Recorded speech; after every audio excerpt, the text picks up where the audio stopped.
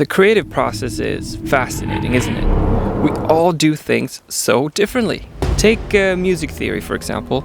Some love and obsess over it, others fear learning it will ruin their creativity and box them in. Personally, I wouldn't be having this channel, and I definitely wouldn't be working on my first real music release without it. But that's not because I think it's a superior way of composing or anything. No, I just wasn't ever able to write decent music without it. I wish I could, but I can't. It's just too complex for my brain and ears to sort all of that out in real time. So I need theory. Or at least I did. Names for things help me remember them. But there was something that came before all the theory, before all of that. Something I still use and benefit greatly from and reference all the time, even to this day. So much so, in fact, that I even brought it with me when I had to leave Sweden. It's this piece of paper. The guitar neck with all the notes. I've had it since I started playing, really. It's got coffee stains all over it, some old notes from when I didn't even know the major scale or any theory. But it's been my most trusted friend through this process, and I still reference it when I compose. Not so much because I need it anymore, but because it's way quicker if I do. Let me explain. So I've thought a little bit about how to best structure a video like this, and I decided to ultimately keep it simple and stick with the proven formula. So here are 5 ways this piece of paper helped me understand the guitar, essentially. And if you're new to guitar, maybe it will be of some help for you too. Let's get started. First of all, knowing where the notes are is important. Crucial even, perhaps, maybe, if you ask me. Or at least if you want to become a decent composer, guitar player, improviser, or a useful band member. So it's kind of self-explanatory, really, isn't it? And you don't need to know where all the notes are. You don't need to have the whole fretboard memorized, I don't think, even though that would be helpful. But you don't need to, as long as you know where most notes are, and you can quickly find the note you're looking for by knowing where most of the notes are. Simple things like the 7th fret is the same note as the open string above it, or the 5th fret is the same note as the open string below it. Knowing this and knowing that a simple power chord is the one in the 5th, for example, will help you find the note you're looking for pretty easy on most strings. And that brings me to... Yeah, so speaking of power chords, they are, or they were for me at least, very helpful when it comes to understanding and spotting patterns, especially in combination with simple scales like major and minor. Take this A power chord, for example. I know that an A power chord contains the notes A and E, but what happens if I move my 5th down a step, from a 5th to a 4th? I get the 1 and the 4, obviously, like an unfinished sus4 chord, but I also get a new power chord, in a way, just an inverted one. Because what are my notes? They are an A and a D, right? The same 2 notes as a D power chord. And obviously this pattern is the same across the neck, so it works anywhere, which is the fun thing about guitar. Having a visual aid like this is great for finding voicings, inversions, and just playing around with them. Which brings me to...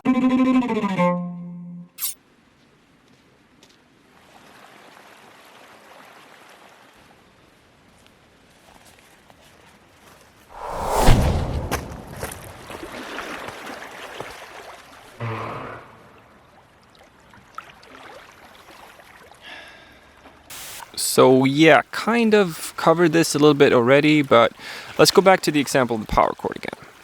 Because we all know the theory behind a power chord, right? It's neither major nor minor because it lacks a 3rd. So what I like to do is I like to take the shape of the power chord and then look for 3rds on other strings. Let me show you what I mean. Let's look for a simple voicing. Let's do an E power chord this time. E and B, right? So what do we need to make it a full chord? We need a 3rd. Let's make it a minor 3rd. What's a minor 3rd of an E minor chord? It's a G. So let's find a suitable G. I'm thinking we need it between our power chord shape to make it easy to play for us. It just so happens that we have a G right between our 2 fingers on the B string. So let's go with that one. Let's see how it sounds. Pretty nice if you ask me. And once again, the nice thing about guitar is that once we have our shape, we just move it up and down the neck, and whatever note we start on, that's going to be our chord. In this case, it's going to be our minor chord. If we want to make it a major chord, we just raise the 3rd by a half step. Hey. Actually, let me Let me demonstrate just to show you what we can do with something so simple.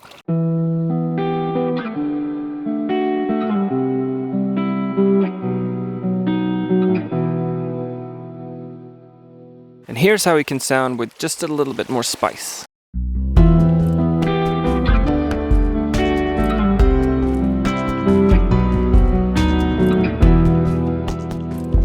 Maybe that was just a bit too much. Too busy maybe? But anyway, some of that spice came from the color notes of E Phrygian, which inevitably brings me to number 4. Color notes. In this case, the color of Phrygian. And once again, knowing our scales, it becomes quite easy. I know that Phrygian is just like natural minor, except it has a lowered second. So to give something a Phrygian feel, I know I need to emphasize that flattened second and the flattened sixth over the root note. And for me, it helps to have a visual of what that looks like. If we're using E Phrygian as an example, it's the third mode of C major, which means that E Phrygian, just like C major and A minor, has no flats or sharps. So it only contains the notes we see here on this image. For me, that means that using this image as a reference for improvising and composing was a great tool for learning and internalizing the patterns and where to find the color notes of Phrygian. So I wrote something simple to demonstrate.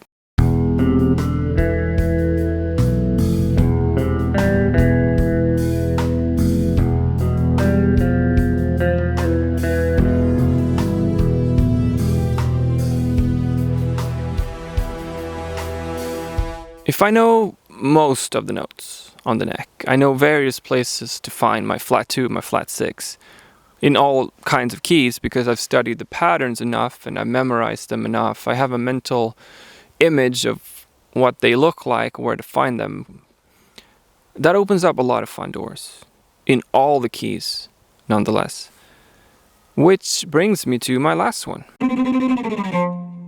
So the nice thing about having these patterns, shortcuts, scale shapes, somewhat memorized is that it becomes easy to write in different keys. For me, it started with memorizing the shape of the major scale, or multiple shapes of the major scale. I can look at this piece of paper and instantly see my major scale shape. Let's use the example of C major since it doesn't have any flats or sharps.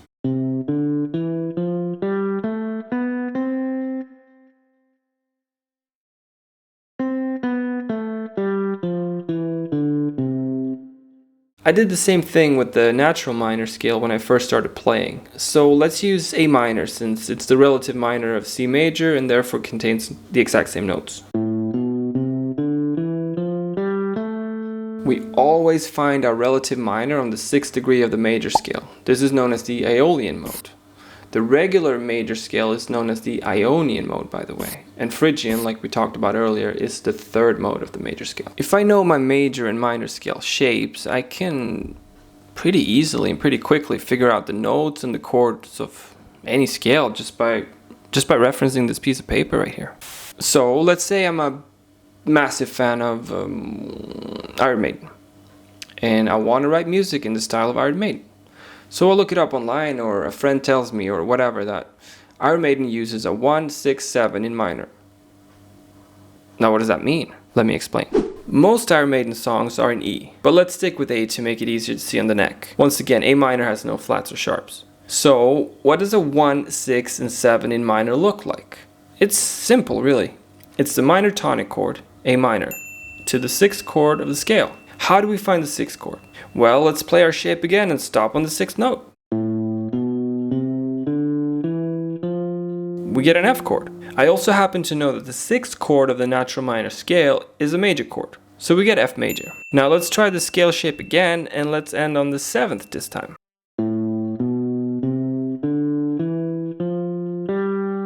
G. Our 7 is a G. The 7th chord is also a major chord, so we get G major. That means that if we want to try the Iron Maiden progression in the key of A, we play A minor down to F major, up to G major, back to A minor. Let's try it out.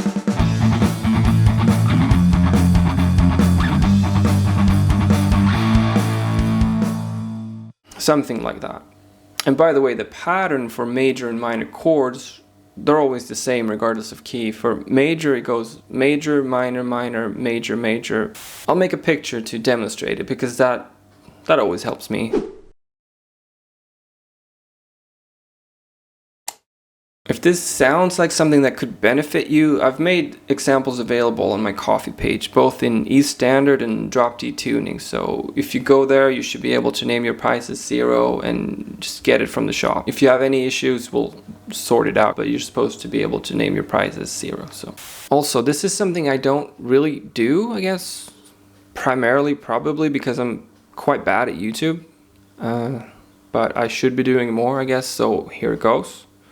If you like this video, if you found any value in this video, please consider sharing it with your friends, or at least give it a thumbs up, or leave a comment. I'm told that helps the almighty algorithm that everyone loves to talk about. Maybe it does, maybe it doesn't, I don't know, but it would make me happy. I would love to read your comment. I would love to hear your thoughts on what I do, what I can do better, what you'd like to see more of. So if you do like it, if it brings any value to your life, please let me know. Please share it. Spread the word. I would greatly, greatly appreciate it. I also have a second channel that recently was a bit refurbished, let's say. And if you like what I do, come over there and say hi. It's a place where things can get weird. It's not about music. It's kind of about being a human being in this weird world of ours. It's a more personal place. It's a place for vlogs, rants to a degree, analysis, commentary, all in one place, all in one good place. Yeah, it used to be more about philosophy and a lot more reined in, but I've sort of set the stallion free, if you will, galloping freely over there.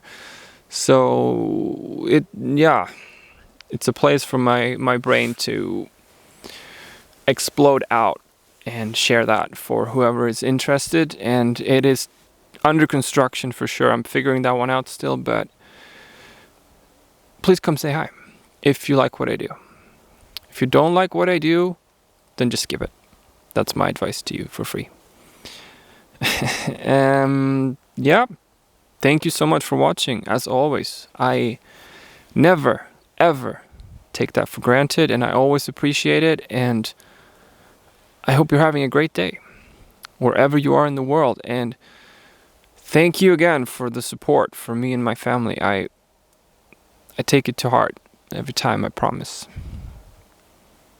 And that's it for me for today. So I hope I see you again. Bye bye. Jag heter Filip.